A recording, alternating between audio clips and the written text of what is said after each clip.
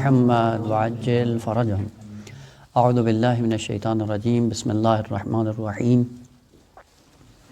وبہ نستعین وہو خیر المعین۔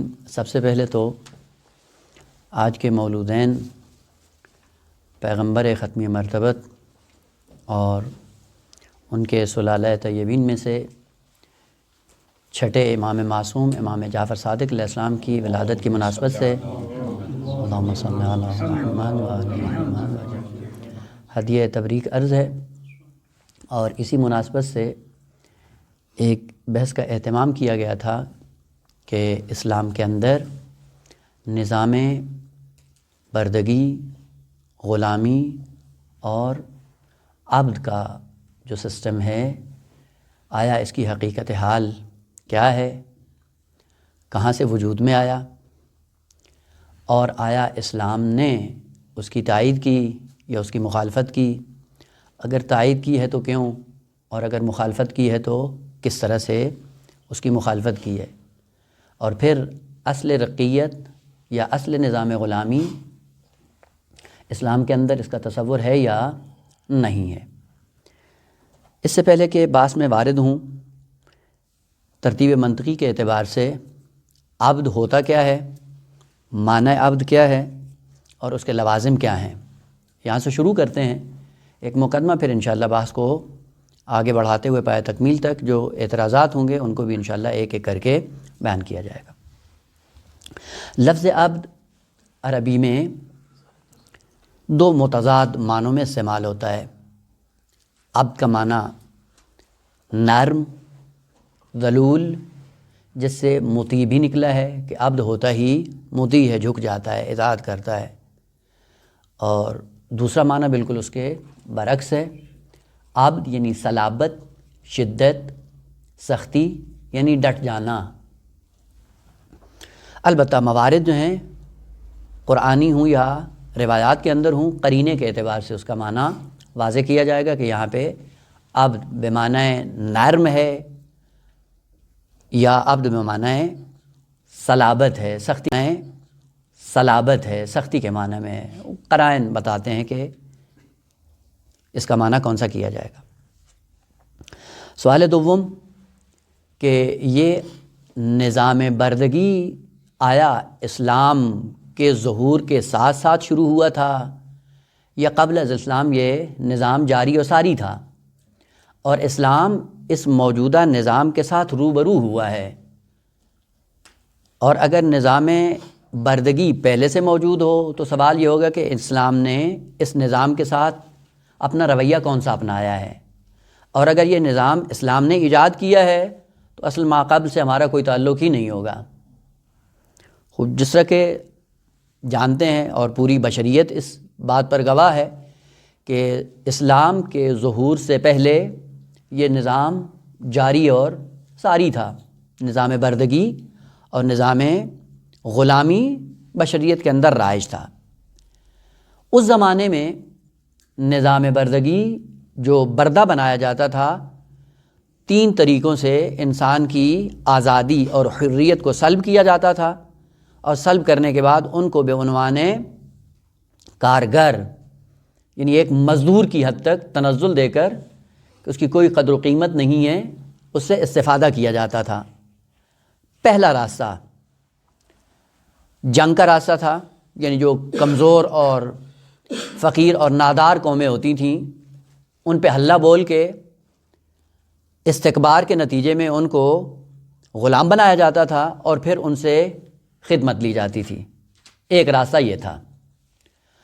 دوسرا راستہ یہ تھا کہ ممکن ہے کبھی جنگ نہ ہو، بغیر جنگ کے بعض لوگ جاتے تھے انسانیت کو زنجیروں میں جکڑ کر قدرت اور زور کے بل بوتے پہ ان کو جکڑ لیتے تھے اور ان کا اختیار سلب ہو جاتا تھا، پھر ان کو جا کر بازاروں میں بیچتے تھے۔ اور اس کے نمونے مثلا افریقہ کا چونکہ علاقہ ایسا تھا کہ جہاں پہ بشریت کمزور تھی اور ابتدائی سہولیات سے بھی محروم تھی، تو کئی عرب اپنے اپنے ممالک سے اٹھ کر افریقہ جاتے تھے اور گروہ در گروہ ان کو قابو میں لا کر یا دھوکہ دے کر کہ ہم آپ کو کام دیں گے یا ہم آپ کی زندگی بہتر بنا دیں گے، اس تناظر میں ان کو جھانسا دے کر لے کر آتے تھے اور پھر ایک بازار جو بردہ فروشی کا ہوتا تھا وہاں پہ جا کر ان کو بیچ دیا جاتا تھا۔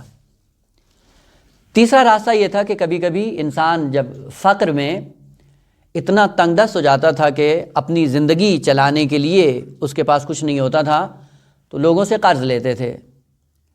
اب اس کے اندر یہ صلاحیت ہوتی نہیں تھی کہ اپنے قرض کو واپس کرے، تو نتیجہ یہ ہوتا تھا کہ اسی کو بے عنوان بردہ لے لیا جاتا تھا، بے عنوان غلام، کہ جب تک تمہارا قرض ادا نہیں ہو جاتا تب تک تم ہمارے غلام ہو۔ پس نظام غلامی ایسا نہیں ہے کہ جس کو اسلام نے ایجاد کیا ہو، یہ نظام پہلے سے موجود تھا اور اسلام اس کے ساتھ روبرو ہوا ہے۔ اب ہمیں دیکھنا یہ ہے کہ آیا اسلام نے اس نظام کو قبول کیا ہے یا قبول نہیں کیا۔ اگر قبول نہیں کیا ہے تو کوئی راستہ بھی اس نے بتایا ہے یا نہیں۔ لیکن اسلام پہ جانے سے پہلے سوال یہ ہے کہ یہ نظام جو بشریت کا اس دنیا میں چلتا رہا ہے وہ بالآخر ہر زمانے میں انبیاء رہے ہیں، ہر زمانے کی امتیں بھی موجود تھیں، تو آیا انبیاء نے معاذ اللہ کوئی کوتاہی کی تھی جس کے نتیجے میں یہ بشریت کے اندر نظام وجود میں آیا ہے، یا نہ جس طرح کے دو طاقتیں حق اور باطل کی آپس میں ٹکراتی ہیں، جو طاقت پاور میں آ جاتی ہے وہ اپنا نظام پھر خود چلانا شروع کر دیتی ہے۔ اور اس اعتبار سے اگر آپ دیکھیں تو نظام توحیدی ایسا نہیں تھا کہ پوری تاریخ بشریت میں 100% نافذ ہوتا ہو، بلکہ انبیاء ہمیشہ طاغوتوں کے ساتھ ان کا سامنا رہا۔ فرعون جو مقتدر ہوتے تھے ان کو سامنا کرنا پڑتا تھا، اور کبھی ظاہری طور پر ان کا مقابلہ نہ کرتے، ان کا نظام باطل بروئے کار آتا تھا اور اپنی منمانی وہ کیا کرتے تھے۔ لہٰذا ایسا نہیں ہے کہ معاذ اللہ انبیاء نے کوئی کوتاہی کی ہو یا اسلام کے اندر اس کی کوئی حقیقت یا کوئی حیثیت ہو۔ نہج البلاغہ میں امیر المومنین علیہ الصلوۃ والسلام کا ارشاد ہے، لا تکن عبد غیرک وقد جعلک اللہ حرا، یعنی اصل اسلام کی حریت پر ہے، اور یہ جو عبودیت کا پھندا اور غلامی کا پھندا بس اوقات انسان اپنا لیتا ہے، بعض اوقات یہ اپنے اختیار سے اپناتا ہے اور بس اوقات مجبور ہو کر غلامی کا پھندا اپنی گردن میں ڈال لیتا ہے اور پھر اپنی حریت کو اپنے ہاتھوں سے دے بیٹھتا ہے، اور وہ ذلت اور رسوائی جو رقیت یا بردگی میں ہوتی ہے اس کے پھندے میں یا اس کے جال میں پھنس جاتا ہے۔ پس معصومین کی اگر آپ تعلیمات میں دیکھیں تو وہاں پہ بھی تعلیمات ایسی ملتی ہیں کہ جو عبودیت کے خلاف ہیں۔ اگر انسان قرآن کی تعلیمات کو دیکھنا چاہے تو قرآن نے جو سب سے تمغہ اس انسان کو دیا ہے وہ ہے کرامت انسانی کا۔ لقد کرمنا بنی آدم، کہ ہم نے انسان کو، بنی آدم کو، یعنی کوئی مستثنا نہیں اس سے، کوئی ایک فرد بھی اس سے خارج نہیں ہے، ہم نے پوری بنی آدم کو تاج کرامت دیا ہے۔ وہ کرامت ہے کیا؟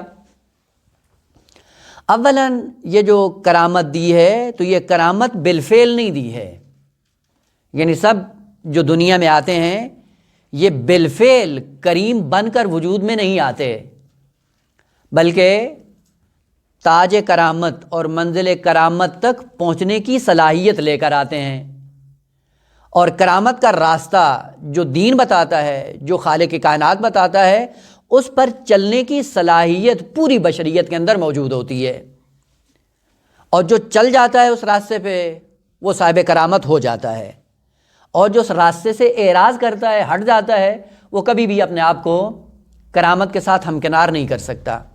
پس پہلا نقطہ کہ اسلامی تعلیمات میں بھی پوری بشریت کو صاحب کرامت یعنی کرامت کی صلاحیت دے کر دنیا میں بھیجا ہے، اور کرامت کے مقام تک پہنچنے کے لیے وہ راستے جن سے ہوتا ہوا انسان پہنچ سکتا ہے وہ راستے بھی خالق کائنات نے معین کیے ہیں کہ ان راستوں سے چل کر اگر آؤ گے تو تم مقام کرامت کو پالو گے۔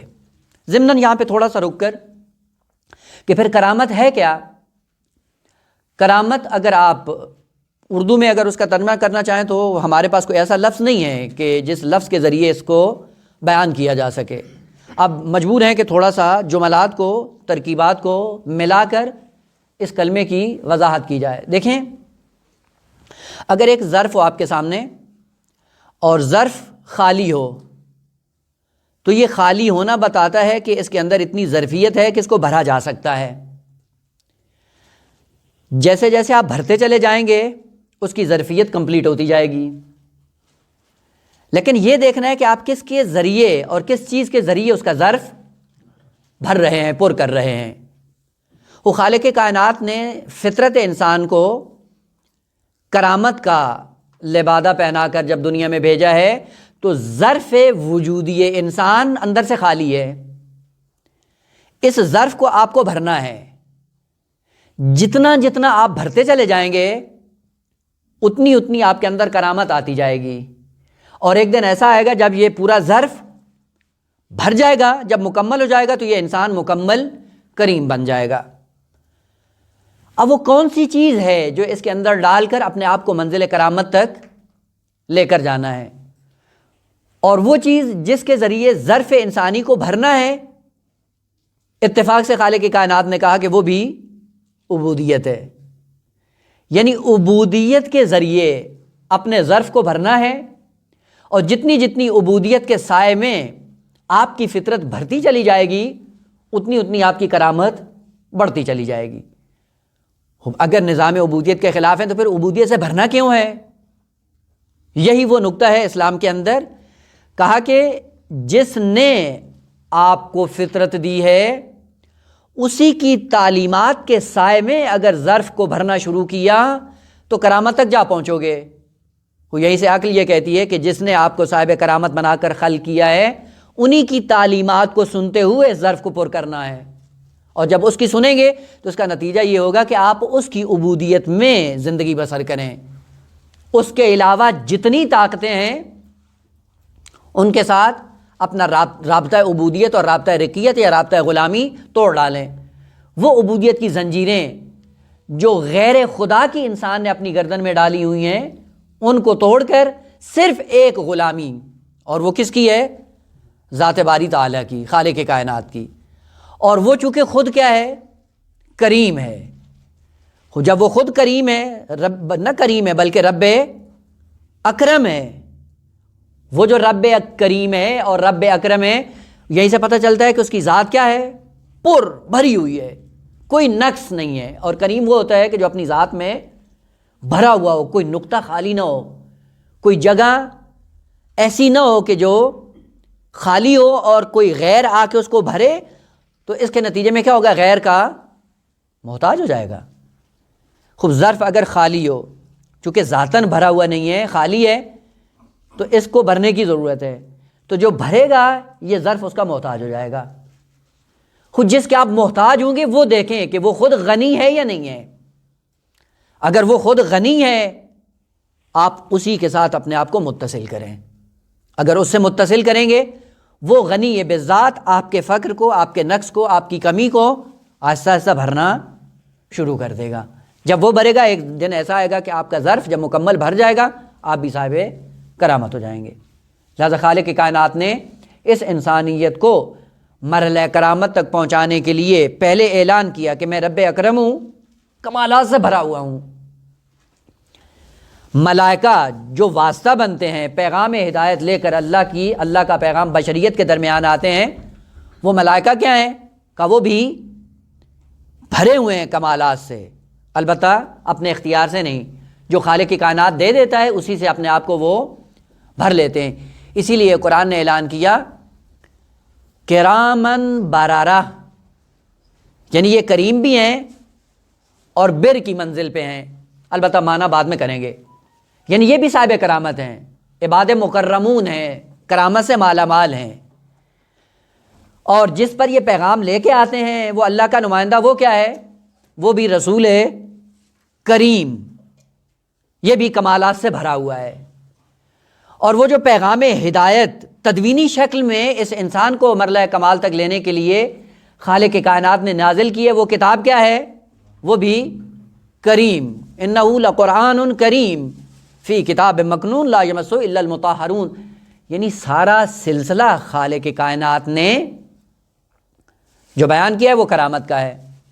خوب یہیں سے پتہ چل جاتا ہے کہ جس پر یہ ملائکہ آ رہے ہیں، جس کی خاطر، اور جس کی خاطر انبیاء آ رہے ہیں، اور جس کی خاطر پیغام ہدایت آ رہا ہے، اور جو بھیج رہا ہے، یہ سب کے سب صاحب کرامت ہیں۔ یہیں سے پتہ چلتا ہے کہ جس کی طرف یہ سارا سلسلہ سرازیر ہو رہا ہے، اس کو بھی کہاں لے کے جانا ہے؟ کرامت پر۔ خوب پس کرامت ہوگی کیا؟ کرامت یہ ہے کہ وہ کمالات جن کی صلاحیت لے کر ہم دنیا میں آئے ہیں، اسی ظرف کو کمالات سے بھرنا، اور جو جتنا بھرتا چلا جائے گا وہ اتنا کریم بنتا چلا جائے گا، اور ایک دن ایسا آئے گا جب اس کا ظرف وجودی بھر جائے گا، اس وقت غیر اللہ سے بے نیاز ہو جائے گا، لیکن خالق کائنات سے اس کا رابطہ ہمیشہ عبودیت کا برقرار رہے گا۔ بس اگر تعلیمات اسلامی اور تعلیمات قرآنی اور تعلیمات توحیدی میں یہ ہے کہ تاج کرامت پہنا کر اس انسان کو دنیا میں بھیجا ہے، تو یہ کرامت اور رقیت آپس میں سازگار نہیں ہے۔ کرامت اور رقیت یعنی نظام بردگی کرامت کے ساتھ سازگار نہیں ہے۔ جب کرامت کے ساتھ سازگار نہیں ہے، پہلے سوال کا جواب مل جائے گا کہ اسلام کبھی بھی رقیت کا حامی نہیں ہے۔ نظام بردگی نہ اسلام نے ایجاد کیا ہے اور نہ ہی اس نظام کا حامی ہے، بلکہ طول تاریخ میں آپ جا کر دیکھیں، اسلام نے اس نظام کو ختم کرنے کے لیے مختلف حیلے، مختلف حربے استعمال کیے ہیں۔ اب وہ حیلے حربے انشاءاللہ مرحلہ بعد میں بیان ہوں گے۔ بس پہلے سوال کا جواب مل گیا کہ اسلام نظام بردگی کا قائل نہیں ہے۔ دوسرا سوال آیا، اسلام نے یہ نظام ایجاد کیا ہے؟ جواب نہ، نظام غلامی اسلام نے ایجاد نہیں کیا ہے، نظام کسی اور کا دیا ہوا ہے۔ اس نظام کو ختم کرنے کے لیے جو اسلام نے راستے بیان کیے ہیں، ان سے انسان غافل ہے۔ خوب اگر اسلام نے ایجاد نہیں کیا ہے تو پھر آپ کیوں کہتے ہو کہ جب اسلام کی کفار سے جنگ ہوتی ہے تو غلام بنا لیتے ہو یا نہیں بناتے ہو؟ کنیزیں لے لیتے ہو یا نہیں لیتے ہو؟ بناتے ہیں۔ ہو یہ جو بنا رہے ہو، خوب ادھر سے کہتے ہو کہ ہم اس نظام کے مخالف ہیں، اور کام وہی کر رہے ہو کہ جو دوسرے کرتے تھے۔ خوب آپ کریں تو ٹھیک ہو جائے، دوسرا کرے تو غلط ہے۔ واضح ہے؟ سوال یہ ہے۔ خوب اس سوال کا جواب انشاءاللہ بعد میں، پہلے بات واضح ہو جائے کہ اسلام چونکہ ان کا مخالف نہیں ہے، پھر اسلام نے کون سے راستے مقرر کیے ہیں۔ آج کہتا ہے یہ مقدمہ ذہن میں رہے کہ اصل انسان میں حریت ہے، اصل انسان میں کرامت ہے، اور عرض کیا کہ کرامت کے سائے میں جب انسان آگے بڑھتا ہے تو یقیناً اس کی قدر و منزلت میں بھی اضافہ ہوتا ہے، اور وہ محترم بھی ہوتا ہے معاشرے میں۔ اور اگر ہم نے اس ظرف کو کرامت کے علاوہ کسی اور چیز سے بھر دیا تو عزت ملے گی؟ مثلا دیکھیں، ایک ظرف ہے آپ کے سامنے، گلاس فرض کریں کہ گلاس ہے، صاف شفاف ظرف ہے، اس میں اگر آپ پاک و پاکیزہ طیب و طاہر محلول ڈالتے ہیں تو ہر صاحب شعور انسان اس کی طرف لپکے گا۔ لے گا یا نہیں لے گا؟ یقیناً لے گا۔ کیوں؟ چونکہ اس کی فطرت بھی پاک ہے اور جو ظرف ہے وہ بھی پاک ہے۔ چونکہ دونوں میں تناسب ہے، لہذا فوراً اس گلاس کو اٹھانے کی کوشش کرے گا۔ لیکن فرض کریں اسی گلاس کے اندر آپ اس میں گندگی ڈال دیں، یہ گندگی سے اس کو اگر بھر دیں، ان بشریت کی جتنی بھی تعداد دنیا کے اندر زندگی بسر کر رہی ہے، اس آلودہ ظرف کی طرف بڑھے گا؟ قطعاً نہیں بڑھے گا نا۔ بس پتہ چلا کہ ظرف کی کوئی حیثیت نہیں ہے، اس ظرف کے اندر جو مظروف ڈالا جاتا ہے اس مظروف سے اس ظرف کی اہمیت بنتی ہے۔ اگر اس کے اندر مظروف پاک و پاکیزہ ہوگا اس کا مقام بھی بڑھتا چلا جائے گا، اور اگر اس ظرف کے اندر مظروف نجاست، غلاظت اور گندگی ہوگی، کوئی صاحب شعور انسان اس کی طرف نہیں بڑھتا۔ وہ خالق کائنات نے خالی ظرف کرامت انسان کو دیا، دنیا میں بھیج دیا، اور دنیا میں بھیجنے کے بعد اس کو بتا بھی دیا کہ اس راستے سے اگر بھرو گے صاحب کرامت بنو گے، اور اگر اس کی اپوزٹ حرکات سے یا اپوزٹ راستوں سے چلتے ہوئے اس ظرف کو اگر آپ نے بھر دیا، یعنی دوسری تعبیر میں اگر ظرف کو آپ نے آلودہ کر دیا، گندے مظروف سے اس کو بھر دیا، تمہاری کوئی حیثیت ہوگی؟ قطعاً نہیں ہوگی۔ اگر آپ توحیدی راستوں پہ چلتے ہوئے اس ظرف کے اندر مظروف پاکیزہ ڈالیں، طیب و طاہر ڈالیں، آپ کرامت کی طرف بڑھنا شروع ہو جائیں گے۔ لیکن اگر ظرف کو آلودہ کر دیا تو قدر و قیمت میں کمی آتی جائے گی، دن بدن انحطاط کا شکار ہوتے چلے جائیں گے۔ اسی لیے خالق کائنات نے کہا کہ اگر اس ظرف پاکیزہ میں آپ نے پاکیزہ تعلیمات ڈالیں، فطری امور ڈالے، قرآنی تعلیمات، توحیدی تعلیمات، یعنی اس ظرف کو آپ نے تعلیمات خدائی سے بھرنا شروع کیا، کیا ہو جائے گا؟ قدر و قیمت بڑھتی چلی جائے گی۔ کیوں قدر و قیمت بڑھ رہی؟ کہا اس لیے کہ مظروف عظیم ہے اس کے اندر، اور مظروف کے نتیجے میں ظرف بھی قابل تعریف ہے، اس کی بھی قدر و قیمت بڑھتی جا رہی ہے۔ پس ظرف کی قیمت مظروف سے لگتی ہے۔ اگر ظرف میں مظروف طیب و طاہر ہے، خوب اس ظرف کی قیمت ہے، اور اگر اس ظرف کے اندر ہم نے غلاظت، نجاست، گندگی یہ چیز ڈالی ہوئی ہے تو اس مظروف کے نتیجے میں یہ ظرف بھی اپنی اہمیت کھو دے گا۔ خوب اسی لیے خالق کائنات نے کہا کہ ہم نے انسان کو کرامت کی استعداد دے کر دنیا میں بھیجا، اور کرامت کے راستے پر چلنے کے لیے جو ہم نے پیغام ہدایت دیا وہ بھی بیان کر دیا۔ اور اگر کوئی انسان آ کر اس پاک و پاکیزہ راستے کو آ کر روک دے، جو فطری ضرورت ہے انسان کی، تعلیمات اسلامی ہر بشر کی فطری ضرورت ہے، دین انسان کی فطری ضرورت ہے اور دین انسانوں تک آنا چاہیے، تو جو آ کر راستہ روکے اس فطری امور کا، وہاں پہ اسلام آ کر کیا کرتا ہے؟ اس سے نبرد کرتا ہے، جنگ کرتا ہے۔ پس جنگ جو اسلام کرتا ہے وہ بھی جنگ دفاعی ہے، ابتدائی نہیں ہے، یعنی آ کر دوسرے لوگ فطرت کا راستہ روکتے ہیں، اور اسلام آتا ہے اس فطرت کے راستے میں جو رکاوٹیں ہوتی ہیں ان کو دور کرتا ہے۔ تو وہ جو رکاوٹ ڈال رہا ہے اس نے کیا کیا ہوا ہے کہ اپنے ظرف کو آلودہ کیا ہے۔ ظرف آلودہ کرنے کے بعد جب اسلام سے ٹکراتا ہے تو اپنے مقام کرامت سے گر جاتا ہے۔ وہ جب اپنے مقام کرامت سے گرتا ہے اس کی حیثیت حریت والی سلب ہو جاتی ہے، ختم ہو جاتی ہے۔ اس لیے اسلام نے کہا ہے کہ ہر کافر، خود اس کا جان، مال، آبرو، ہر چیز محفوظ ہے، لیکن وہ کافر جو حربی ہو اسلام کے مقابلے میں آ کر اسلامی راستوں کے لیے رکاوٹ بنتا ہے، کہ اس کی کوئی قدر و قیمت نہیں ہے۔ کیوں؟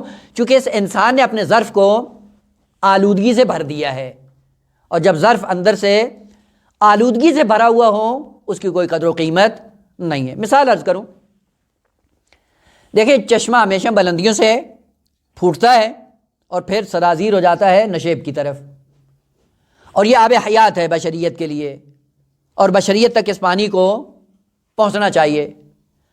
اگر راستے میں آ کر کوئی چشمے کے رکاوٹ کھڑی کر دے، بند باندھ دے، وہاں پہ ذمہ داری کیا بنتی ہے صاحبان عقل کی؟ پہلے مرحلے میں کیا کریں؟ اس رکاوٹ کو ختم کریں۔ یہ رکاوٹ ختم کریں گے تو ہوگا کیا؟ وہی آب زلال جو بشریت کی ہدایت کا ذریعہ ہے، آہستہ آہستہ وہ پورا اپنا نشیب کی طرف ہوتا ہوا تمام بستیوں اور شہروں میں جائے اور بشریت کی حیات کا انتظام کرے۔ یہ ظاہر تھی، اور باطن اسلام اور اسلامی تعلیمات حقیقتاً یوں ہیں۔ یہ تعلیمات اسلامی حق فطری ہے بشریت کا، نہ مسلمانوں کا، بشریت کا حق فطری ہے، اور اس حق فطری کے سامنے جو رکاوٹ ڈالتا ہے کفر کی صورت میں، شرک کی صورت میں، استکبار کی صورت میں، قہر و غلبے کی صورت میں، تو اسلام آ کر اس راستے کو ہموار کرتا ہے۔ جب راستہ ہموار کرے گا جو بھی اس کے مقابلے میں آئے گا وہ ظرف آلودہ ہے۔ اب ظرف آلودہ کی کوئی حیثیت اور کوئی قدر و قیمت نہیں ہے۔ پس وہ کافر جو حربی ہوتا ہے، چونکہ خود اس نے اپنے آپ کو مقام کرامت سے گرا دیا ہے، اپنے ظرف کو آلودہ کر دیا ہے، اسلام نے وہاں پہ بھی تحمیل نہیں کیا ہے کہ یہ عبد ہے، بلکہ اس نے اپنے آپ کو مقام کرامت سے گراتے ہوئے، مقام حریت سے گراتے ہوئے اسلام سے آ کر ٹکراتا ہے۔ اسلام پھر کیا کرتا ہے؟ اس فطری راستے کی رکاوٹوں کو ہٹاتے ہوئے اس کو بے عنوان غلام اپنا لیتا ہے، جب یہ غلام بنتا ہے اسلام کے دائرے میں آ کر، وہ پہلا پیغام یہ ملتا ہے کہ یہ اسلام فطری راستہ ہے پوری بشریت کا، جو بھی اس کے مقابلے میں آئے گا اس کی کوئی قدر و قیمت نہیں ہے، چونکہ اپنے ظرف کو گندگی سے اس نے بھرا ہوا ہے۔ دو، کیوں رقیت کی صورت میں اس کو غلام بنا کر اپنے دائرے میں لے کے آتا ہے؟ اس کے دو پہلو ہیں۔ ایک، وہ جتنے کفار حربی ہیں ان کو آگاہ کرنے کے لیے کہ جب تک تم اسلامی تعلیمات کے دائرے میں اپنے ظرف کو بھرتے رہو گے تمہاری قدر و قیمت ہے، جب اس راستے سے ہٹو گے تمہاری کوئی حیثیت نہیں ہے۔ دوسری چیز کہ پھر یہ رقیت کیوں اپناتا ہے اسلام؟ اس کا جواب یہ ہے کہ اسلام کے اندر قید خانوں کا کوئی تصور نہیں ہے۔ یہ بات ہے، میں ابھی عرض کر رہا ہوں، انشاءاللہ جیسے ہی آپ مطالعات اس میں کریں گے تو آہستہ آہستہ اس پہ مزید بات ہوگی کہ زندان اور قید یہ اسلامی نظام نہیں ہے، اور اسلام اس چیز کا قائل بھی نہیں ہے۔ البتہ فقہی مسائل بعض کی طرف میں اشارہ کروں گا، وہ بھی ذہن میں رہیں۔ مثلا اگر کسی کو حبس کر دیتے ہیں، حبس دائم ہے فقہی بعض احکام، اگر حبس دائم کرنا ہے کسی کو تو پھر کیا کرو؟ یہی نظام جیل ہے، زندان ہے، قید خانہ ہے۔ لیکن نہیں، اسلام کی ان تعلیمات پہ عمل ہوتا نہیں ہے۔ جہاں جہاں پہ اسلام نے کہا ہے کہ اس کو حبس دائم کرنا ہے، سب سے پہلے اسلام نے کہا ہے کہ جن جن کا نان و نفقہ اس پر واجب ہے وہ تم تامین کرو، اس کے بعد آپ کو حق پہنچتا ہے کہ اس کو جیل میں ڈالو۔ یہ جو جیل میں جا رہا ہے بالآخر یہ کسی کا خرچہ برداشت کر رہا ہے، خوب تم نے اس کو اٹھا کے جیل میں بند کر دیا، اور جن کا خرچہ اس پر واجب تھا وہ فلج ہو گئے، معاشرہ کیا ہوگا؟ آہستہ آہستہ نابودی کا شکار ہو جائے گا۔ لہٰذا پہلا حکم یہ کہ زندان کا تصور نہیں ہے، اگر ہو تو ان شرائط کے ساتھ ہیں، لیکن اب وہ شرائط پوری اعمال نہیں ہوتی ہیں، وہ ایک الگ مسئلہ ہے۔ دوسرا نمونہ یہ کہ جب رقیت اسلام نے اپنائی اس کو غلامی کے طور پہ، تو سلسلہ یہ تھا کہ اسلام کے اندر چونکہ جیل اور قید خانے اور زندان نہیں تھے، پھر کیا کرتے تھے؟ لے کے جائیں، اصل کسی پہ بوجھ نہ بنے، خوب جس کو ضرورت ہے وہ آئے خرید لے اور سرمایہ لے کر اس سے استفادہ کرے۔ لہذا فوراً ان کی خرید و فروخت کا سلسلہ شروع ہو جاتا، خوب اپنی اپنی ضروریات کے مطابق جو ان کے اخراجات برداشت کرتا تھا وہ خرید لیتا تھا، خریدنے کے بعد ان سے اپنا وہ استفادہ کرتے تھے۔ اس کے باوجود کہ یہ اسلام کے مقابلے میں آیا ہوا تھا اور فطری راستہ بشریت کا بند کرنے کے لیے آیا ہوا تھا، اور اس فطری راستے کو کھولنے کے لیے اسلام نے آ کر اس کے ساتھ جنگ کی اور اس کو رقیت کی صورت میں آ کے پکڑ لیا۔ خوب ہونا کیا چاہیے تھا کہ اس کے ساتھ انواع و اقسام کے ظلم کیے جاتے، لیکن یہاں پہ اسلام کی تربیت کا انداز دیکھیں، کہا کہ درست ہے کہ یہ تمہارا غلام ہے، لیکن اب بھی یہ کرامت انسانی سے گرا نہیں ہے، کرامت انسانی کا تاج اب بھی اس کے سر پہ ہے۔ لہذا بہت زیادہ احکام ایسے ہیں جو بیان کیے جاتے ہیں کہ اگر آپ کا عبد ہے، کوئی غلام ہے، آپ کا زر خرید غلام، آپ کا رویہ اور برتاؤ کیسا ہونا چاہیے اس کے ساتھ؟ یہ برتاؤ اور رویہ جو اسلام نے معین کیا ہے اس غلام کے ساتھ، یہیں سے پتہ چلتا ہے کہ اسلام رقیت کا مخالف ہے، کبھی حامی نہیں رہا ہے۔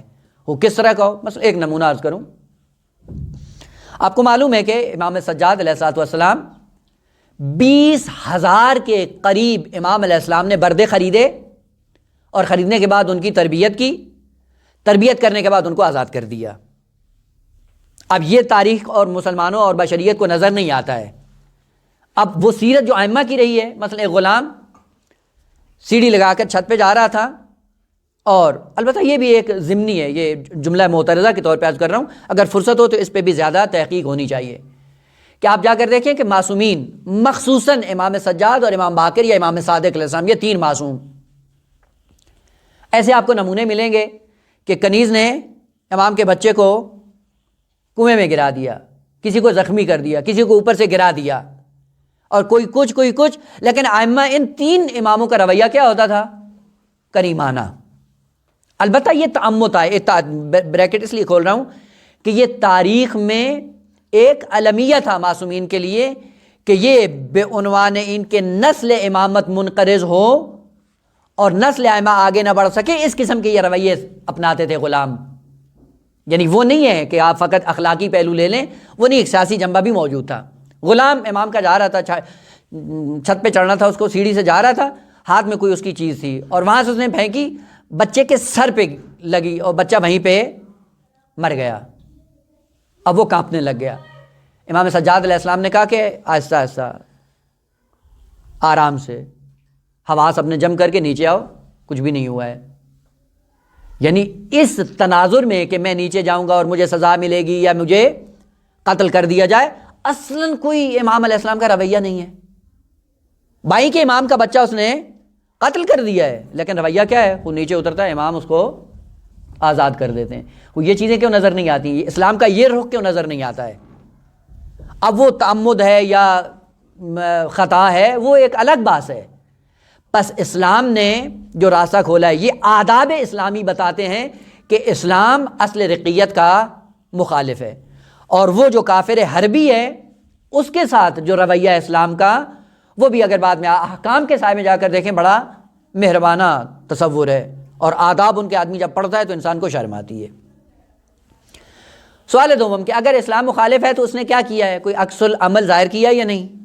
کوئی نظام اس کا جائے گزین دیا یا نہیں دیا؟ خوب آپ کو پتہ ہے کہ اسلام کے ظہور کے بعد دو کام ہوئے ہیں.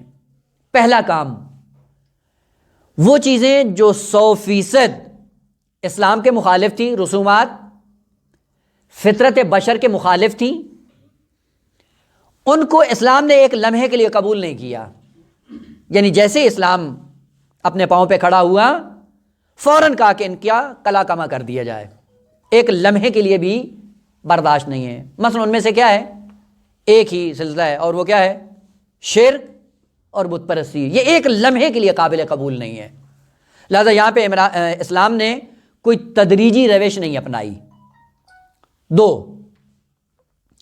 بعض ایسے احکام تھے کہ جو اسلام کے ایجاد کردہ نہیں تھے دشمنان اسلام کے، لیکن ان میں بشریت کی بقا کسی حد تک تھی اور اسلام بھی ان کا مخالف تھا. وہاں پہ اسلام نے روش تدریجی اپنائی ہے. مثلا یہ جو نظام رقیت تھا، نظام غلامی، اس میں ہوتا کیا تھا کہ کام لیا جاتا تھا غلاموں سے اور ایک ٹائم کا ان کو کھانا دے دیا جاتا. ایک دوسرا یہ تھا کہ معاشرے کے اندر ان کی وہ جو کرامت انسانی تھی وہ ساری کی ساری کھو گئی تھی. یعنی اسلام سے پہلے جو ان نظام بردگی میں ظلم ہوا وہ یہ تھا کہ ایک ٹائم کا ان کو کھانا دے کے ان سے 24 گھنٹے کام لینا، اور دوسرا معاشرے انسانی میں ان کی اقدار کو ختم کر دو، اور وہ حتیٰ ان کو بعنوان انسان قبول نہ کیا جائے. اور آج بھی آپ دیکھتے ہیں بعض ملکوں میں آپ چاہیں، بعض قوموں کے لیے ایسے احکام انسانوں نے بنائے ہوئے ہیں، ہے یا نہیں ہے، کہ ایسے قوانین انہوں نے معین کیے ہوئے ہیں کہ اصلا ان کو انسان کہنا ہی درست نہیں ہے. یہ اسلام کا آئین نہیں ہے. پھر اسلام نے کیا کیا؟ اسلام یہ نہیں چاہتا تھا کہ پہلی صورت میں آ کر جیسے اسلام اپنے پاؤں پہ کھڑا ہو اور وہ فوراً آ کے کہے کہ آج کے بعد نظام بردگی ختم، نابود. ہوگا کیا؟ وہی معاشرہ انسانی ایک دم بیٹھ جائے گا، نابود ہو جائے گا. کیوں؟ جو بردگی کی صورت میں زندگی بسر کر رہے ہیں اور جن کا کھانا پینا کسی اور کے ذمہ ہے، آپ ان کو ایک دم ان سے جدا کر دیں، کیا ہوگا؟ معاشرے کے اندر نظام حرج و مرج. دوسرا کہ اگر اسلام آ کر اعلان کر دے کہ نظام عبودیت ختم، نظام غلامی ختم، آج کے بعد کوئی کسی کا غلام نہیں ہے، نتیجہ کیا ہوگا؟ کوئی غلام اپنے مولا کی بات سننے کے لیے تیار نہیں ہوگا. اپنے آپ کو آزادی کے لیے کیا کرے گا؟ یا اپنے مولا سے جنگ کرے گا، یا اس کی نافرمانی کرتے ہوئے اس کے فرامین پہ عمل نہیں کرے گا. نتیجہ کیا ہوگا؟ جنگ و جدال داخلی، اور معاشرہ انسانی پھر وہیں پہ نابود ہو جائے گا. اسلام نے پھر کیا کیا کہ سب سے پہلے وہ معاشرہ انسانی کے اندر وہ عزت اور وہ مقام جو مقام انسانیت ہے، یعنی ان کو بھی انسانیت کا ایک مصداق بنا کر معاشرے میں پیش کیا، اور کہا کہ جس طرح مولا ایک انسانی حقوق سے برخوردار ہے، یہ غلام بھی اسی طرح انسانی اور بشریت کا ایک مصداق ہے. دوسرا، تدریجاً اسلام نے ان کی غلامی کو ختم کرنے کی کوشش کی، اور وہ کیا تھی کہ آہستہ آہستہ اس نظام کو ختم کرو. پھر کیا کیا کہ انسان ہے، غلطیاں کرتا ہے، ہر غلطی پہ کیا کر دیا؟ ایک کفارہ رکھ دیا، اس کو آزاد کر دو، اس کو. البتہ کفارات کی دنیا میں بھی آگا ذہن میں رہے، کفارات کی دنیا میں بعض ہیں واجب کفارات، اور ہمارا فوکس فقط انہی پہ ہوتا ہے. واجب کفارات پہ نظر رکھتے ہوئے ہم یہ کہتے ہیں اسلام نے یہ کیا یہ کیا یہ کیا، نہ، اگر واجبات کی دنیا ہے تو پھر امام سجاد علیہ السلام نے کیوں اتنے مرد آزاد کیے ہیں؟ معاذ اللہ کوئی کوتاہی کی ہے اسلام کے اندر کہ جس کے کفارے کے طور پہ امام علیہ السلام نے ان کو آزاد کیا ہے؟ پس یوں نہیں ہے کہ اسلام نے فقط واجب کفاروں کو معین کرتے ہوئے کہا کہ ان غلاموں کو آپ آزاد کرو، نہ، ایسا نہیں تھا۔ واجب تو ہے ہی، اس کے علاوہ ترغیب دلائی مستحبات کی دنیا میں، صدقات کی دنیا میں، لہذا سارے معصومین نے ان مستحبات پہ عمل کرتے ہوئے ان غلاموں کو خریدتے تھے، خریدنے کے بعد ان کی تربیت کرتے، تربیت کرنے کے بعد پھر ان کو آزاد کر دیتے تھے۔ اور نمونے ایسے ملتے ہیں معصومین کی سیرت میں کہ جب وہ خرید کے لاتے تھے، تربیت کرتے تھے، تربیت کرنے کے بعد جب راہ خدا میں آزاد کرتے تھے، جانے کے لیے تیار نہیں ہوتے تھے۔ اسلام نے یہ سیرت اپنائی، اسلام نے یہ رنگ اپنایا، اسلام نے یہ راستہ اپنایا ہے۔ بس یوں نہیں تھا کہ اسلام نے اس کی حمایت کی ہو، نہ، حمایت نہیں تھی، لیکن یہ تھا کہ اس مشکل کے ساتھ جب اسلام روبرو ہوتا ہے تدریجاً اس ناسور کو ختم کیا، اور ختم کرتے کرتے پھر ایک دن اعلان کر دیا کہ نظام غلامی اسلام کے اندر اس کی کوئی حیثیت نہیں ہے۔ لیکن ایک چیز پھر بھی ہے، اور وہ کیا ہے کہ اگر یہ کافر حربی بن کر اسلام کا راستہ روکتے ہیں، وہ تسلسل اب بھی جاری ہے، اب بھی باقی ہے۔ یعنی اس وقت بھی اگر آپ تصور کریں کہ امام عصر علیہ الصلوۃ والسلام کا ظہور ہو جائے اور اپنے دین کی تعلیمات کو رائج کرنے کے لیے اگر کوئی کافر طاقت ان کے مقابلے میں آ کے ٹکراتی ہے اور اسلام کامیاب ہوتا ہے تو ان کو بعنوان غلام قبول کر لیا جائے گا۔ اور یہاں تک نہیں کہ فقط ان کو قبول کر لیا جائے، اگر وہ خواتین ہیں اور خواتین شوہردار ہیں اور خاتون کنیز بن کر اسلام کے دائرے میں آتی ہے تو چونکہ اسلام کے مقابلے میں آئی ہے، اس نے اپنا ظرف کرامت نجس مواد سے بھرا ہوا ہے، اس کی کوئی حیثیت نہیں ہے، لہذا جیسے یہ خاتون کنیز کے طور پہ دائرہ اسلام میں کنیز بن کر سامنے آئے گی تو اس کا رابطہ ازدواجی پہلے شوہر سے ختم ہو جائے گا، طلاق لینے کی اس کو اپنے آئین کے مطابق ضروری نہیں ہے۔ اور عجیب بات ہے، اس کے برعکس خوب اگر نظام رقیت اور نظام غلامی اتنا ہی ہے تو پھر یہ ہونا چاہیے کہ دائرہ اسلام میں آنے کے بعد بھی ان کے ساتھ وہی رویہ کیا جائے جو کافر عربی کے ساتھ ہوتا ہے۔ لیکن عجیب بات یہ ہے کہ اسلام آ کر جب یہ دائرہ اسلام میں آتے ہیں، یعنی وہی کافر عربی جو قیدی بن جاتا ہے، غلام بن جاتا ہے اور دائرہ اسلام میں آ جاتا ہے، اسلام قبول کر لیتا ہے، تو وہ مراتب اور کمالات کی جو دنیا ہے وہ ساری کی ساری اسلام اس پہ بند نہیں کرتا ہے، اس سے محروم بھی نہیں کرتا۔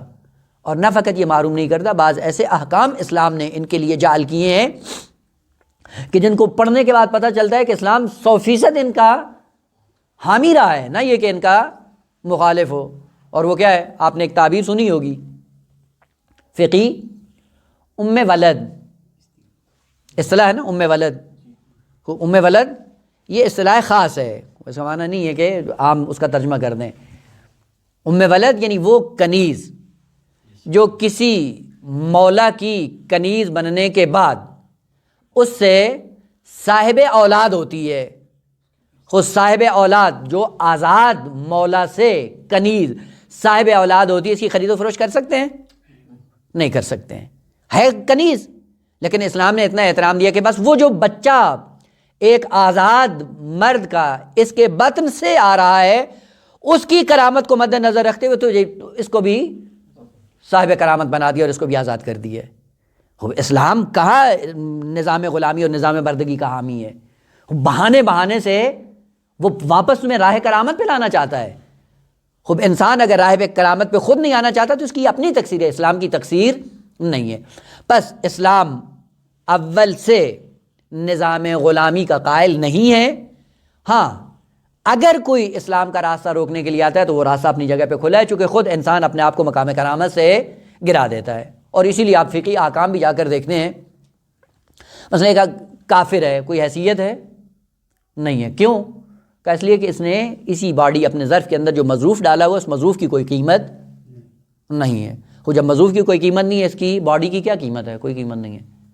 لہذا کافر کی اگر میت ہو تو دفنانا اس کے لیے جائز نہیں ہے۔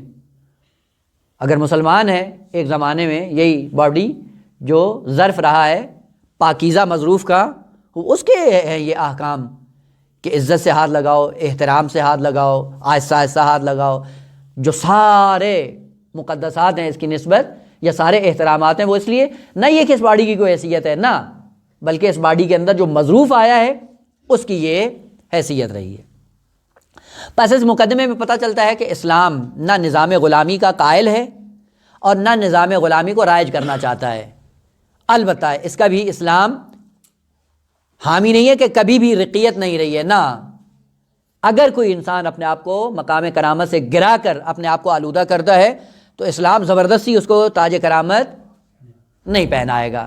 اگر کافر حربی بن کر آتا ہے تو اس کی کوئی حیثیت نہیں ہے۔ البتہ کافر ذمی آپ دیکھتے ہیں کافر ہے لیکن جو حکومت اسلامی اور مملکت اسلامی میں زندگی بسر کرتا ہے، اسلام کبھی مجبور نہیں کرتا کہ تم اپنے آئین کو چھوڑ دو، رہو، بھلے قتل سے بہتر آپشن یہ ہے کہ تمہیں اسی مملکت اسلامی میں رہنے کی اجازت ہے۔ اور عجیب بات یہ ہے کہ یہی کافر حربی کہ جو اسلام کا راستہ روکنے کے لیے آتا ہے اور فطری راستہ بشریت کا روکتا ہے، خوب اگر آپ اور میں ہوتے تو تہتے کر دیتے، لیکن اسلام نے کیا کہا نہیں، اس کو غلام بنا لو لیکن زندہ رکھو، اس کی حیات کو ختم نہیں کیا، جبکہ کر سکتا تھا۔ مثلا فتح مکہ ہوئی، فتح مکہ میں کیا کیا تھا انہوں نے پیغمبر اسلام کی نسبت؟ جو 3 سال پیغمبر اسلام شیب ابی طالب میں جو پیغمبر اسلام نے گزارے ہیں، آپ یقین جان لیں اگر آپ اور میں ہوتے اور ان حالات سے گزر کے آئے ہوتے اور ایک دن مسلط ہو جاتے، کیا کرتے؟ نسل نابود کر دیتے۔ خوب پیغمبر رحمت نے کیا کیا ہے؟ خوب یہیں سے آپ آ کر دیکھو، یہ سیرت میں نظر نہیں آتی ہے معصومین کی؟ اتنا راستہ روکا اور پیغمبر کو مجبور کیا کہ پیغمبر اپنا آبائی شہر چھوڑ کر ہجرت پہ مجبور ہو جاتے ہیں، اور ایک دن وہ پورا اقتدار اپنے ہاتھ میں لے کے مکہ کی سرزمین فتح کرتا ہے اور سب کو آزاد کرتے ہیں، یبنت الگ سب آزاد ہو۔ یہ سیرت نظر نہیں آتی ہے۔ وہ اگر اسلام نظام بردگی کی تو سب کو بردہ بنا لیتے، یا اگر اسلام کے اندر یہ تھا کہ جواز بھی تھا، اگر قتل کر دیتے تو کوئی تاریخ کا انسان ایسا نہ کہتا کہ معذاللہ پیغمبر اسلام نے کوئی غلط کام کیا، نہ۔ یہیں سے پتہ چلتا ہے کہ اسلام کتنا حق کے حیات دیتا ہے، حتیٰ غلام کو بھی حق کے حیات دیتا ہے۔ تھوڑا سا آگے بڑھے، اگر اسلام اس کا نظام کا مخالف ہے اور واقعاً اسلام ان کی اہمیت کا قائل ہے، فقہی احکام میں تفاوت کیوں ہے؟ اگر آزاد ہے اس کی دیت زیادہ ہے نا، اگر غلام ہو تو اس کی دیت کم ہے نا، ہے یا نہیں ہے؟ وہ قصاص میں اگر عبد ہو یعنی غلام ہو، وہ کسی آزاد کو قتل کر دے، کیا ہوگا؟ حق قصاص ہے یا نہیں ہے؟ لیکن اگر آزاد غلام کو قتل کرتا ہے قصاص ہوگا؟ خوب یہ تفاوت کیوں ہے؟ اگر اسلام اس کا حامی ہے، واضح ہے نا فقہی احکام۔ اگر آزاد آدمی غلام کو مار دیتا ہے تو چونکہ اس کی دیت اس کے نصف ہے، وہ نصف دیت دے دی جائے گی، یعنی وہی دیت اس کی دی جائے گی، لیکن چونکہ حق کے نصف ہے اس بنیاد پر اس کو قصاص نہیں کہ۔ البتہ فقہی احکام اختلافی ہیں، میں وہی جو کیا کہتے ہیں اتفاقی میں اس کی طرف اشارہ کر رہا ہوں۔ خوب اگر آپ نظام بردگی کے مخالف ہیں تو پھر یہ قصاص اور دیات ان میں فرق کیوں ہے؟ بعض شرائط ایسی ہیں کہ جہاں پہ غلام اور کنیز کے حوالے سے احکام فرق کرتے ہیں یا نہیں؟ فقہی احکام۔ خوب یہ فقہی احکام جو فرق کر رہے ہیں، خوب یہ کیوں ہیں؟ تعادل کیوں نہیں ہے؟ تساوی کیوں نہیں ہے؟ خوب پہلے جواب نقضی دیتے ہیں، اس کے بعد پھر آتے ہیں جواب حلی کی طرف۔ فقہی احکام صرف آزاد اور غلام کی نسبت نہیں ہے، مرد اور عورت کی نسبت بھی یہی ہے۔ مرد اور عورت کے احکام میں تفاوت ہے یا نہیں ہے؟ تفاوت ہے۔ اس کا مطلب یہ ہے کہ خاتون کرامت انسانی سے گر گئی ہے۔ بس تفاوت فقہی کبھی بھی اس چیز کا ثبوت نہیں ہے کہ کمالات کی بنیاد پہ تفاوت آتا ہے، یعنی فقہی احکام جو جعل کیے جاتے ہیں یہ ذہن میں رہے کہ یہ مصلحت اور مفسدہ کی خاطر جعل ہوتے ہیں۔ اسی لیے ہمارے مذہب امامیہ میں یہ ہے کہ جتنے بھی احکام شرعی جال ہوتے ہیں یہ پیچھے ایک مصلحت کار فرما ہوتی ہے یا مفسدہ کار فرما ہوتا ہے، اس مصلحت یا مفسدہ کو دیکھتے ہوئے احکام شرعی جال ہوتے ہیں. ایسے ہی ہے نا.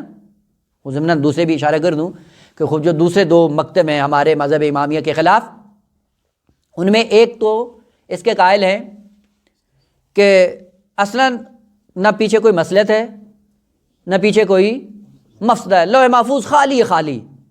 پھر ہوتا کیا ہے، جو مجتہد زحمت کرتا ہے اسی کا حکم لوح محفوظ پہ خدا لکھ دیتا ہے. بس یہی ہے میرا حکم، میرا کچھ بھی نہیں تھا. جو یہ محنت کر کے آیا ہے، اس نے جو چرندیات پڑھی ہیں اسی کو اٹھا کے لوح محفوظ پہ لکھ دو. ایک یہ ہے. دوسرے نے ان سے بھی بدتر کیا. وہ کیا تھا؟ کہا کہ نہیں، لوح محفوظ پہ مصالح اور مفاسد موجود تھے، احکام تھے، لیکن مجتہد جب اپنی محنت کرتا ہے، محنت کرنے کے بعد اگر اس کی رائے لوح محفوظ کے مطابق ہو تو خدا کہتا ہے ٹھیک ہے، اور اگر مخالف ہو تو خدا کہتا ہے اس کا احترام کرو، میری رائے مٹا دو، اس کی لکھ دو. یہ کون سی توحید ہے اور یہ کون سا دین ہے، یہ کون سا اسلام ہے؟ تو اسی لیے مذہب امامیہ یہ کہ نا، مجتہد کی محنت اپنی ہے اور اس سے لوح محفوظ میں بھی کوئی تغییر اور تبدل نہیں آتا، اور وہ لوح محفوظ خالی بھی نہیں ہے. اور وہی لوح محفوظ جو ہے وہ مصالح اور مفاسد کی بنیاد پر احکام شرعی جال ہوتے ہیں. مصالح اور مفاسد کی بنیاد، اور وہ کون سی ہوتی ہے؟ مصلحت نوعی نہ مصلحت شخصی، مفسدہ نوعی نہ مفسدہ شخصی. مثلا فرض کریں ایک حکم ہے، مکروہ ہے یا حرام ہے. وہ کیوں حرام قرار دیا گیا ہے؟ کیوں؟ اس لیے کہ اس کے اندر نوع انسانیت کو مفسدہ لائق ہوتا ہے، اس لیے اس کو حرام کر دو. ممکن ہے شخصی اعتبار سے اس کے اندر کوئی مفسدہ نہ ہو. فرض کریں شراب ہے، حرام ہے یا نہیں ہے؟ خوب، اس کے اندر جو بھی مفسدہ ہو، وہ مفسدہ شخصی اعتبار سے دیکھا جائے گا یا نوعی اعتبار سے؟ نوعی اعتبار سے دیکھا جائے گا کہ چونکہ نوع بشریت کے لیے یہ مفسدہ رکھتا ہے اس لیے اس کو حرام کرو. خوب، ممکن ہے شخصی طور پہ کسی کے لیے وہ باعث نجات بھی بن جائے. خوب، اگر وہ اس کے لیے باعث نجات بن رہا ہے تو پھر کیا کریں؟ اس کے دو حکم ہیں نا. حکم نوعی وہ ایک ہی ہے، ہاں اس کی مصلحت کو دیکھتے ہوئے حکم اضطرار جو اسلام نے رکھا ہے وہ الگ مسئلہ ہے. بس احکام فقہی مصالح اور مفاسد کی روشنی میں جال کیے جاتے ہیں.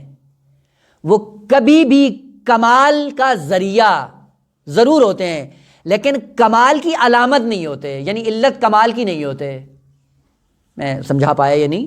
مثلاً فقہی حکم یہ ہے کہ آپ اس کو یوں کرو، حتماً اس کے پیچھے کوئی مصلحت ہے، لیکن یہ مطلب نہیں ہے اس کا کہ چونکہ یہ حکم جال ہوا ہے، جس کے لیے جال ہو رہا ہے وہ باکمال ہے. حکم فقہی مصلحت کی خاطر جال ہوتا ہے اور اس حکم کے سائے میں آپ کو کمال پہ جانا ہوتا ہے، نہ یہ کہ اس حکم کے سائے میں اپنے آپ کو باکمال ثابت کرنا شروع کر دیں. مثلاً پھر دوسری مثال عرض کروں، مثلاً پیش نوازی کا مسئلہ آ جاتا ہے، کہتے ہیں کہ عالم کو آگے کھڑا کر دو، عامی آدمی کو پیچھے کھڑا کر دو. خو یہ مصلحت کے تحت خالق کائنات نے یہ حکم جال کیا. اب وہ عالم اترانا شروع کر دے، نہیں جی یہ چونکہ میرے لیے یہ حکم جال ہوا ہے پس میں باکمال ہوں. نہ خیر، اول کلام ہے، یہ حکم جال ہوا ہے تیرے لیے، اس راستے سے تو کمال تک جائے گا.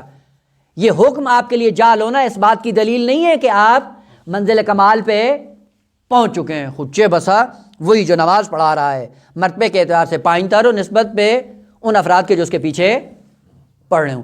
پس کمال تک جانے کا راستہ یہ الگ ہے اور جو کمال تک پہنچتا ہے یہ الگ بات ہے. پس یہیں سے پتہ چلتا ہے کہ احکام فقہی معاشرہ انسانی کے اندر نظام اسلامی کو رائج کرنے کے لیے مصالح اور مفاسد کو دیکھ کر جال کیے جاتے ہیں، اور انہی احکام کے سائے میں انسان کو منزل کمال تک جانا ہوتا ہے. اور ہر ایک کے لیے خالق کائنات نے راہ کمال الگ رکھا ہے. آپ خود اپنا معاشرہ انسانی میں یہ کام کرتے ہیں یا نہیں کرتے ہیں؟ آپ مثلا فرض کریں بہت بڑا آپ نے موٹر وے بنایا، موٹر وے بنانے کے بعد یہ کس لیے ہے؟ سفر طے کرنے کے لیے نا. وہ اس موٹر وے پہ ہر گاڑی کو آنے دیتے ہیں؟ کیوں نہیں آنے دیتے ہیں؟ خوب، جب سب کے لیے تو برابر ہے، وہ آنے دے. پیدل بھی آئے، سائیکل والا بھی آئے، گدھا ریڑھی والا بھی آئے، وہ سب اسی پہ آئے. کیا کہتے ہیں؟ نہیں، ہر ایک کو اجازت نہیں ہے.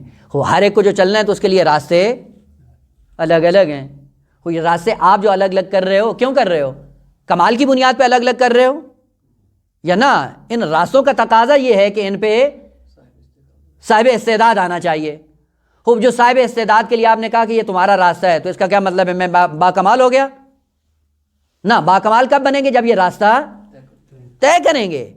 پس احکام فقہی جو جال ہوتے ہیں، اولا نوع بشریت کا لحاظ کیا جاتا ہے، دو بشریت کے اندر پوشیدہ استعداد کو مد نظر رکھا جاتا ہے، ان استعداد اور صلاحیتوں کو مد نظر رکھتے ہوئے احکام جال کیے جاتے ہیں. جب احکام جال ہو جاتے ہیں، جال ہونے کے بعد جو بھی ان پہ عمل کرے گا وہ صاحب کمال بنتا ہے. پس حکم کو دیکھ کر، جال حکم کو دیکھ کر اپنے آپ کو صاحب کمال فرض نہ کریں. مثلا خاتون سے کہا ہے کہ تمہیں اتنی میراث ملے گی، کم ملے گی، مجھے زیادہ ملنے کا خدا نے حکم دیا، بس اس مطلب میں افضل ہو گیا؟ مرد کو کہا دو برابر دو، خاتون کو کہا اس کا آدھا دو، بس یہ حکم جال ہو گیا تو میں کیا ہو گیا؟ میں صاحب کمال ہو گیا؟ نہ، دیکھا جائے گا کہ وہ جو پوری میراث لے کے تو راہ باطل میں خرچ کر کے کار جہنم کا سامان بن گیا، اور وہ آدھی میراث لے کر راہ خدا میں خرچ کر کے وہ اعلی علیین تک پہنچ گئی. پس احکام فقہی کے سائے میں کمال کے راستوں کو طے کرنا ہے، نہ یہ کہ فقہی احکام کمالات کی شناخت کا ذریعہ بنا لے انسان. اور یہی فقہ کے اندر ہم جو رویہ اپناتے ہیں اس سے کئی ایک مسائل اسی لیے پیدا ہوتے ہیں. خود دیت نصف ہوگی پھر کیا ہے؟ تو ذلیل ہو گیا معاذ اللہ. خود دیت کامل ہوگی تو اللہ کا مقرب بن گیا؟ نہ، تیرے لیے راستہ وہ ہے، اس کے لیے راستہ یہ ہے. راستے جب الگ الگ ہوتے ہیں، راستے چلنے کے لیے ہوتے ہیں، راستے روکنے کے لیے نہیں ہوتے ہیں. ہم نے کیا کر دیا ہے کہ احکام فقہی کو پڑھتے ہیں اور پھر دوسروں کے کمالات کے راستہ روکنے کے لیے باعث بن جاتے ہیں. جی ہمارے لیے حکم جال ہوا ہے، آپ کے لیے نہیں ہوا. خوب نہیں ہوا تو اس کا مطلب میں افضل ہو گیا؟ نہ، افضلیت احکام کے جال کرنے میں مضمر نہیں ہے. افضلیت یہ صاحب کمال ہونا ان طے شدہ راستوں کو طے کرنے میں کمال انسان کو ملتا ہے. اب وہ ہر ایک کے لیے راستہ اس کی استعداد اور اس کی ظرفیت کے مطابق جال کیا جاتا ہے. مثلا فرض کریں پہلی کلاس کا بچہ ہے، اس کے لیے جو آپ کورس مرتب کرتے ہیں اس کا لیول کتنا ہوتا ہے؟ 5 ہوتا ہے نا. وہ ایک میٹرک کلاس کا طالب علم ہے، اس کے لیے جو کورس مرتب کرتے ہیں وہ کیسا ہوتا ہے؟ ہائی لیول کا ہوتا ہے نا. خوب، اس کے لیے کم، اس کے لیے زیادہ. پھر کوئی افضل ہے اور وہ مفضول ہے؟ نہ، اس کورس کو پڑھنے کے بعد دیکھا جائے گا اپنی اپنی سطح پہ کون افضل ہے اور کون مفضول ہے. وہ نظام اعلیٰ پڑھنے کے بعد بھی امتحان کے کمرے میں آ کے 0 لے رہا ہے، اور یہ بچہ پہلی کلاس کے لیول کی کتابیں پڑھ کر 20 نمبر لے رہا ہے. معیار اس کورس کو پڑھنے کے بعد جس مقام پہ پہنچانا ہے وہ کمال کا باعث ہے، وہ اہمیت کا باعث ہے، وہ عزت اور شرف اور کرامت کا باعث ہے.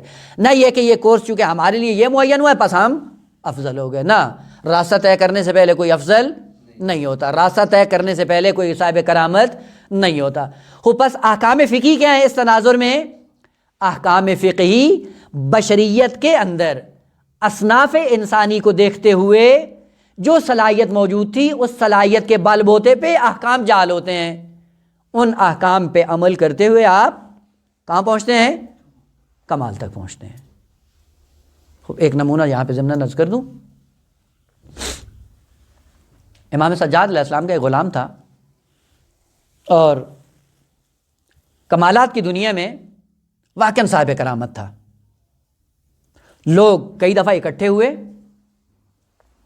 قحطی کے عالم میں، اور بارش کے لیے انہوں نے نماز استسقاء بھی پڑھی اور کوئی اثر نہ ہوا. یہی امام سجاد علیہ السلام کا غلام تنہائی میں بیٹھا ہوا ہے اور ایک آدمی اس کو دیکھ رہا ہے. نماز پڑھی اس نے 2 رکعت، نماز پڑھنے کے بعد اپنے ہاتھوں کو بارگاہ الہی میں بلند کیا، کئی ایک دعائیں کی، اور وہ دیکھ رہا تھا ساری دعائیں مستجاب ہوتی جا رہی تھیں. آخر میں اس نے اپنی ذات کا واسطہ دے کر خالق کائنات کی بارگاہ میں کہا کہ خالق کائنات قاطی ہے، باران رحمت کو نازل فرما. کہتے ہیں ابھی اس کے ہاتھ نیچے نہیں آئے تھے کہ بارش آنا شروع ہو گئی. یہ شخص جب گیا امام سجاد کی خدمت میں، کہتا ہے مولا یہ غلام آپ بیچ سکتے ہیں؟ امام نے کہا کیوں؟ یہ امام نے کہا لے لو۔ اب وہ غلام کترا رہا تھا کہ میں امام کے معذر سے نہ جاؤں، اور امام نے کہا کہ میں بیچ دیتا ہوں، رائے خدا میں نے آزاد کر دیا، بیچنا گیا آزاد کر دیا۔ اب وہاں پہ اس نے اپنے ہاتھوں کو بلند کیا، کہتا ہے خدایا جب تک یہ راز تیرے اور میرے درمیان موجود تھا زندگی کا لطف تھا کہ اپنے مولا سے ہم کلام کیسے ہوا جاتا ہے، خوب جب راز میرا فاش ہو گیا ہے تو اس کے بعد اس دنیا میں زندگی میں کوئی لطف نہیں ہے۔ دعا کی اور وہیں پہ موت آ گئی۔ کمال یہ ہے کون؟ عبد۔ دیت کتنی ہے؟ نصف، لیکن منزل کمال میں کہاں پہنچا ہوا ہے؟ پس قرب کی منزل اور ہے، احکام فقہی اور ہیں۔ وہ جو احکام فقہی ہمارے لیے جعل ہوئے ہیں، ان احکام پہ عمل کرتے ہوئے منزل کمال کو طے کرنا یہ الگ بات ہے۔ پس اصل جواب کہ تفاوت فقہی یا فقہی احکام میں اختلاف ہونا یہ موجب کمال نہیں ہے، ان احکام پہ عمل کر کے منزل کمال کو طے کرنا یہ کمال ہے۔ خوب ضمناً ایک اور بھی اشارہ کر دوں، مثلاً بعض احکام ایسے ہیں نا کہ عام آدمی اگر نماز پڑھتا ہے تو اس کو اجر کتنا ملتا ہے؟ ایک ہی نماز۔ وہ نماز جماعت میں جائیں تو بڑھ جاتا ہے نا، مجرد ہو تو ثواب کم ہے، موئل ہو جائیں تو زیادہ ہے۔ خوب اب یہ کہیں جی میں موئل ہوں اس لیے میرا ثواب زیادہ ہے، پر میں آپ سے افضل ہوں اور نماز ایک بھی نہیں پڑھے، ہو جائے گا؟ خوب اسی طرح سے اور قریب ہوتے جائیں، حساس مسئلے کی طرف اشارہ کروں، خوب ہاشمی اور غیر ہاشمی، سید اور غیر سید۔ سید کے لیے کہا کہ اگر تم اچھے عمل انجام دیتے ہو تو اجر کتنا ملے گا؟ 2 برابر۔ خوب شیخ کرتا ہے تو 1، بس میں افضل ہو گیا۔ اگر 2 برابر کیا تو افضل ہوں گے، اور اگر نہیں کیا تو اسوا حالن ہے۔ پس احکام فقہی جو جعل کیے جاتے ہیں وہ استعداد اور صلاحیت کو دیکھ کر جعل کیے جاتے ہیں، اور احکام کو جعل کرنے کے بعد جو ان احکامات پر پابند ہو کر چلتا ہے، ان راستوں کو طے کرتا ہے، یقیناً اپنے کمال کو جا پہنچتا ہے، اور وہ انسان کی قدر و قیمت کا باعث بنتے ہیں۔ یوں نہیں ہوتا کہ ہم فقہی احکام جو مختلف ہوں ان کو معیار بنا کر ایک کو افضل بنا دیں دوسرے کو مفضول بنا دیں، ایسا نہیں ہے۔ اور جواب نقدی کے طور پہ بھی یاد کیا تھا کہ خاتون بھی انسان ہے، مرد بھی انسان ہے، احکام خاتون الگ ہیں، احکام مرد الگ ہیں۔ تفاوت احکام فقہی باعث کمال نہیں ہے، تفاوت کے بعد ان احکامات پہ عمل کر کے منزل کمال کو طے کرنا یہ انسان کے لیے کرامت کا سبب بنتا ہے۔ اس لیے خالق کائنات نے عبد اور غلام کے لیے بھی کرامت کا راستہ بند نہیں کیا ہے، کہ جو بھی اس راستے پہ چل کر ہماری بارگاہ میں آنا چاہے کوئی فرق نہیں کرتا، بلکہ جس کی جتنی توانائی ہے اس توانائی کے مطابق انسان اپنے آپ کو منزل کمال تک پہنچا سکتا ہے۔ یہ ایک مختصر سا مقدمہ تھا، اگرچہ ابھی ابحاث اس کے ارد گرد میں بہت زیادہ ہیں۔ انشاءاللہ اگر وہ سوالات کی صورت میں سامنے آئے تو اس کو ایک ایک کر کے باقی بات کو آگے بڑھاتے ہیں کہ اللہ کرے کہ یہیں پہ مکمل ہو جائے۔ والحمدللہ رب العالمین۔